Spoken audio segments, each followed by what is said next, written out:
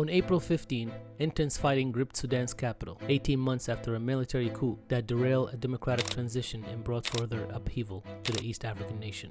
Army and paramilitary leaders have been at odds about merging troops, which was part of a drawn-out process to install civilian-led rule following the 2019 ouster of long-ruling autocrat Omar al-Bashir. Here are key developments since the October 2021 coup. On October 25, 2021, the army arrested civilian members of a power-sharing transitional council installed after the military ouster of al-Bashir in April 2019 following a popular uprising. Among the arrested was Prime Minister Abdullah Hamdok.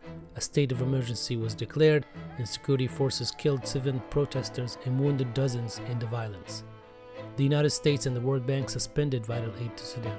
On November 11, 2021, Sudan's de facto leader, Army Chief Abdel Fattah al-Burhan, formed and led a new ruling council. The main bloc demanding a transfer to civilian rule was excluded. On November 21, 2021, al-Burhan agreed to restore the transition to civilian rule, with elections slated for July 2023. Hamdok was reinstated as a prime minister, and several civilian leaders were released. Protests continued but were harshly repressed. On January 2, 2022, Hamdok resigned as the death toll from the protests mounted. On July 4, 2022, al-Burhan said the army will quit the talks in order to allow civilian groups form a government. On December 5, 2022, Sudan's military, paramilitary, and most civilian leaders signed a deal aimed at restoring the civilian transition within 2 years. But protesters took to the streets, complaining that the deal ignored demand for justice for more than 120 pro-democracy demonstrators who were killed since al-Burhan's coup.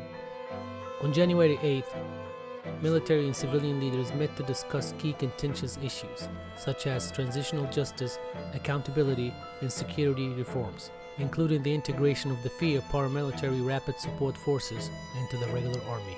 On April 13,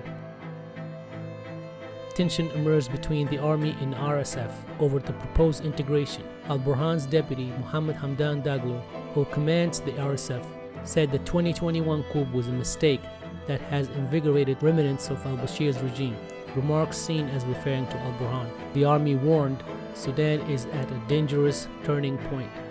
On April 15th, explosion and gunfire rocked the capital Khartoum, with the paramilitary and army exchanging accusation of attacking each other's bases. The RSF said it controlled Khartoum airport and the presidential palace. However, claims were denied by the army. Civilian leaders called for an immediate ceasefire, as well as the African Union, United Nations, and others.